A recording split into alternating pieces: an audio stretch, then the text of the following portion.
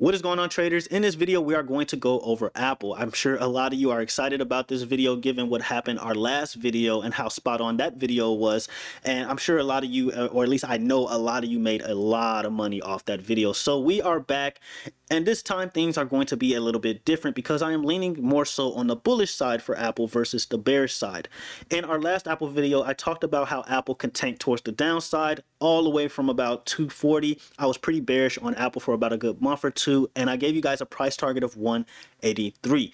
We hit that price target. In fact, we went a little bit below that price target, and then I let Discord members know that I am buying Apple shares at 177. My average is around 140, right? And so if we look at the weekly time frame for Apple, one thing I've been saying for multiple videos, I don't know how many, I'm sure a lot of you are tired of it by now, but every time Apple has hit the 200 weekly MA, you bounce back towards the upside. Not only do you bounce towards the upside, you head towards all-time highs on Apple. And this is 100% of the time, okay? 100% of the time. There's not one moment where Apple has broken below the 200 MA and stayed below it for a long period of time. Every time Apple has hit the 200 weekly MA, you have bounced off of it. So I thought this was a great buying opportunity. So the question is how high Apple can go from here. Well, our key levels here is 202, right? Obviously 200 is your psych level, but ultimately I want to see Apple get above 202. So let's go to the daily time frame here. And one thing I want to see again is a break above 202. So this is what we're going to do here. We're going to put this right here, and then we're going to type in 202. And then we're going to do that.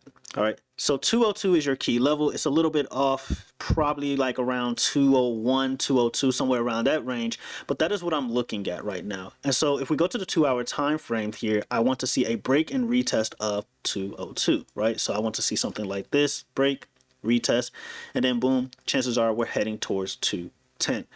And so a lot of you are asking me, at least the Discord is asking me, how high do I think Apple can go? Because it's a lot of FOMO happening right now, even though it's only Saturday. And so I do think Apple is going to head towards this gap fill at 220. It's just a matter of when. It's also important to note that the 100 MA, which I think a lot of these names are going to head towards, is all the way at 230s. As long as you stay above 200 on Apple, you do open the floodgates to 230. Now, this is not to say that Apple is guaranteed to head to 230. It just means that you have space and opportunity to head that high. Why am I saying that? Well, if we go back to the weekly time frame here, you have a fair value gap all the way at 230s that needs to be mitigated, right? So all the way up here, you have a massive fair value gap. Now, again, this isn't guaranteed to happen, but I do imagine if Apple is going to head higher, that is where it is trying to go, to pretty much either hit this fair value gap or clear it out before potentially heading back towards the downside. So that is what we're looking at when it comes to Apple, or potential targets we're looking at as far as Apple in the, I would say, intermediate to long term. 230 is my main target. Again, I'm not saying it has to head there. If I wanted to lowball it, I would say the gap fill at around 216, 220. But if we're being optimistic, I would say Apple can head as high as 230. Now, what are your levels before that? Well, one of your key levels before that is 205, 206, and then 210. If Apple manages to get above 210, I think it goes without saying that you are looking at a move towards the gap fill all the way at 220, between 216 to 220. All right, so all we do is mark this on our charts, and boom, there you go, 210. As you guys can see, we're bouncing, we bounced here, we bounced here. So pretty important level, I would say so myself. Now, if we look to the left, I tell you guys to always zoom out and look to the left. You are within the range of these buyers right here. It's very much possible that Apple can gap up Monday. I think that's going to happen. If it gaps up above 200, all I would do is just simply wait for a retest. It can just continue to pump. If it continues to pump, then I simply miss out. But if you want to jump the gun, if you FOMO in, whatever the case may be, no shame on you. Just, you know, be careful, take profit as soon as possible, right? But my first target would obviously be 210. I showed you guys that institutions are buying calls at 210 or at the strike of 210 for April 30th. So very much possible, or it's more likely that Apple is going to hit 210, and then we'll have to wait and see what happens once we get to that target of 210, because you do have a little bit of turbulence after that before you start heading towards this gap fill all the way towards 220. All right, now another thing we want to pay attention to is that there is a death cross on Apple. If we get rid of everything, we do see a death cross here on Apple, right? And I'm sure we understand by now that death crosses don't have to play out right away. Despite this drop, death crosses don't have to play out right away. And another thing I want to make clear once again is just because we have a death cross on Apple does not mean it has to go lower than the 200 MA. Again, 100% of the time Apple hits the 200 MA, it bounces off of the 200 MA for the weekly time frame. So we can easily just head back towards 220, highest maybe 230, and then we just boom, head back towards the 200 MA. Nice little buying opportunity all over again before heading higher. None of this is guaranteed. Of course, another drop is not guaranteed. Despite me thinking another drop is going to happen, it does not have to happen. So if we look at the weekly time frame all over again, right, we see that we are at some pretty serious resistance. And again, I think this news, as long as it sticks, it's very possible that Apple is going to gap above this area right here. So we see these guys right here. Let's map it out. So right here and right here, you see that there is a lot of turbulence here. So if Apple manages to gap above this area and get within the range of these guys right about here, these buyers here, then you're more than likely going to see upside. Okay, definitely going to see upside. And the reason why I was saying 202 is because the 100 MA SMA on the weekly time frame is right around 202. So we'll see. All right, so Apple does look good for upside, especially given the news that we just got in regards to tariffs and cell phones and how they're exempt from it. So definitely possible that Apple is going to see more upside. Now, when we're talking about long term, I think it goes without saying, Apple is definitely going to see 300. I have no doubt about that. I would say within a year or two, if not sooner, that would be great. You are going to see Apple hit about 320. Okay, I do have a price target of 320 for the long term when it comes to Apple. So beautiful buying opportunity. A lot of you doubted me in the YouTube comments and were saying, yeah, another drop is coming, but you do not bet on that when it comes to tariffs, because Trump can easily just change his mind. Tariffs is not some mandatory thing that has to happen just because he signs an executive order. It can easily get taken away. He's the freaking president. Okay, so we don't want to marry the idea that just because some bad news comes in that it has to stick. Okay, that it just is mandatory to stick. So hopefully a lot of you are taking this serious by now, right now, and realizing that, yeah, probably should have bought at these discounts. Probably should buy at 100% hit rate when it comes to the 200 MA on Apple, right? Now, when we're talking about PE ratios, because some of you are talking about PE ratios and things like that, right? So right now, Apple has a forward PE ratio of 27, and then its trailing PE is 31.45. A lot of you would take that as being overvalued, which I wouldn't necessarily disagree with, right? It's very much possible, and the reason why I'll tell you why I'm saying possible. It's very much possible that Apple is overvalued. But the reason why I'm saying possible is because not only when you're talking about PE ratios with the Mag 7, the biggest names, the richest names on the planet, a high PE ratio doesn't necessarily mean that a company is always overvalued. It can simply mean that investors are expecting strong growth, long-term growth when it comes to these companies, right?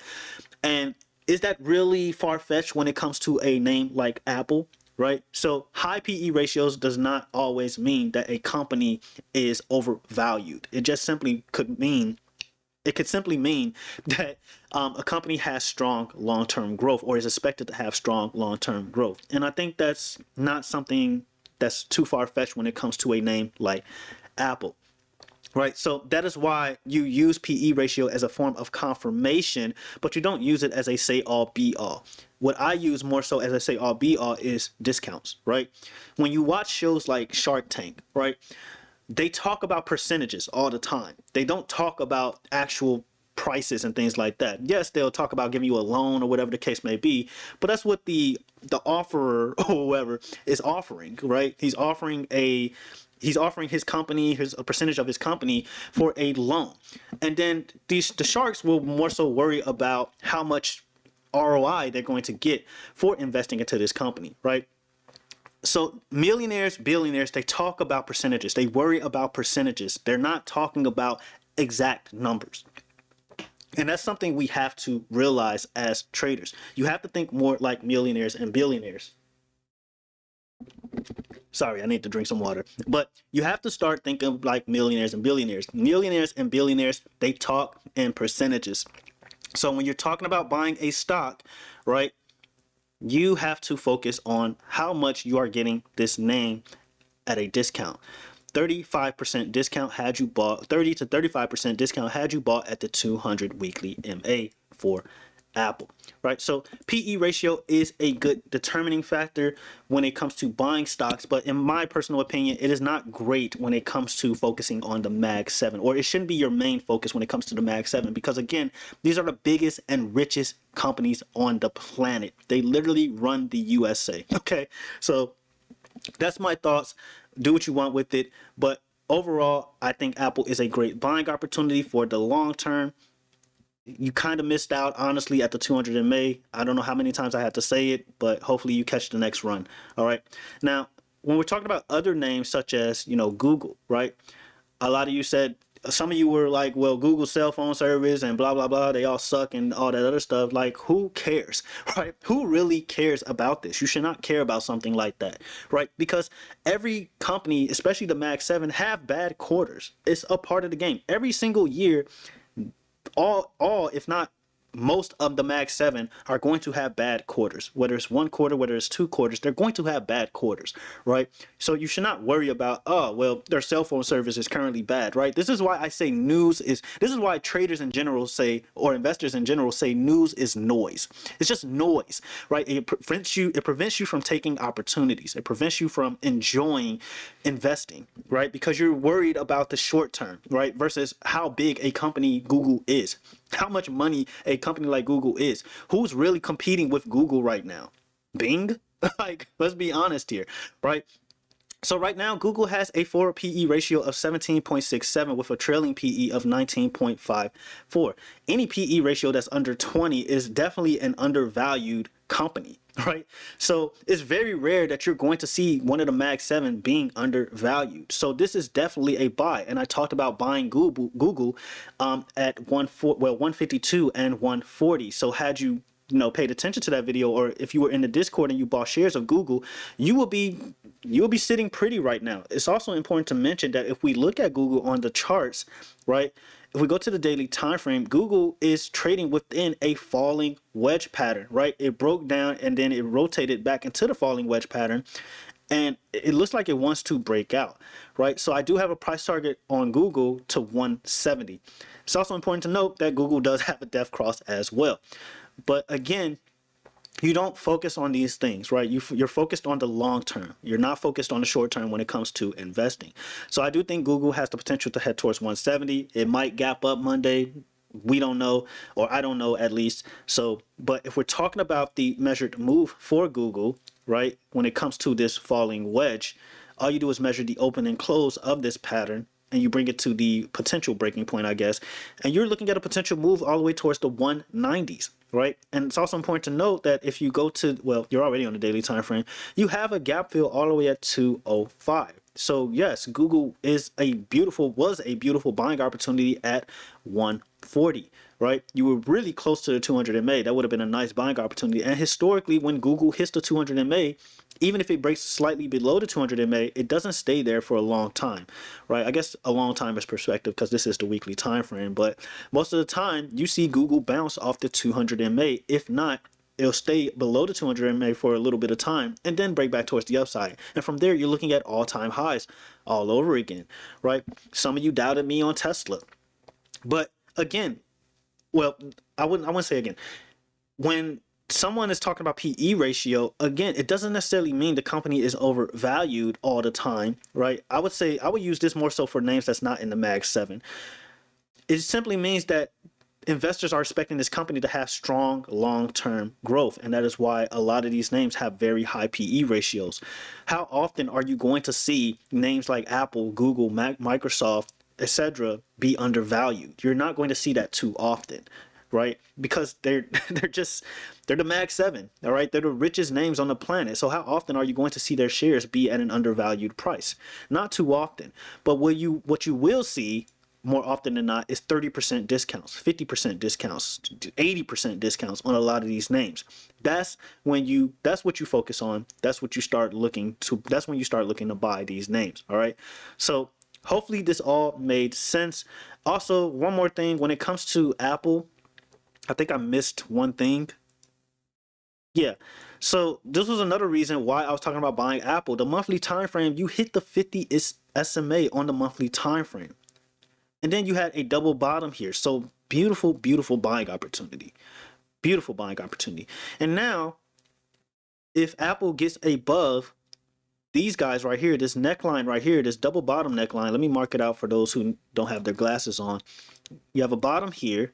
This is the monthly time frame, by the way. A bottom here, and then your neckline is at around 200. So if Apple manages to get above 200 and hold, you're looking really, really good for upside. I mean, really, really good. Okay, so hopefully this thing doesn't gap up too much tomorrow. Well, not tomorrow, Monday, and we'll see. But yes, beautiful, beautiful buying opportunity if we can manage to get a close above this double bottom neckline. We'll have to wait and see. But let me know what you guys think about this video. Did you enjoy it? Do you want more videos like this? I'm probably only going to focus on the Mag 7 when it comes to these types of videos, unless I really, really like the name. Do you want me to do more of this type of videos? It seems a lot of you loved the last Apple video, so hopefully this one was up to par in comparison to that video, but it's really not much to talk about when it comes to these names until we see what happens Monday, right? Given that we just got some major news. So we really want to see how these names move towards the upside, if they move towards the upside, and if they gap towards the upside, how much are they going to gap towards the upside? And then we'll have to make a decision from there. Discord link is in the description below. Really appreciate you guys' support. You guys have been absolutely amazing. I hope to continue to provide value, whether it's through YouTube or Discord. And yeah, until the next video, traders, have a good one.